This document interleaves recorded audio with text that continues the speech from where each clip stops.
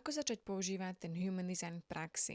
Keď už vieš tieto informácie o sebe, najjednoduchšie je naozaj začať s tým, že sa stotožníš a zistíš si viac o tvojom type, stratégii a autorite. Keď začneš žiť tieto tri veci, tak uvidíš, ako sa naozaj zmení tvoj život, ak sa začne meniť tvoja energia, veci k tebe začnú prúdiť jednoduchšie. Ak napríklad si naozaj bola naučená iniciovať a ty si projekt, ktorá máš čakať na pozvanie, tak môže ti chvíľku trvať si na to zvyknúť. Tak preto veľmi vždy odporúčam najprv sa napríklad stotožniť s tvojou stratégiou, zistiť si svoju stratégiu, začať ju žiť a až potom neskôr sa napríklad pustiť do tvojej rozhodovacej autority.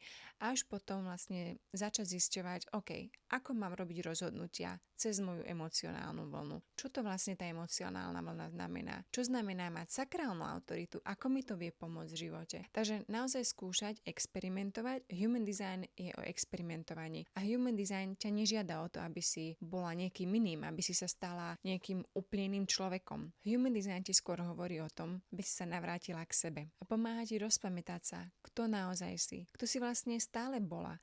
Len si niekde na tej ceste životom sa strátila, alebo si proste vybočila z tej tvojej cesty len kvôli tomu, aby si sa prispôsobila okolnostiam, aby si sa prispôsobila životu a začala si pomaly strácať samu seba. Takže human design ti pomôže v tom, aby si sa navrátila sama k sebe, aby si mohla žiť ten život v radosti a šťastí.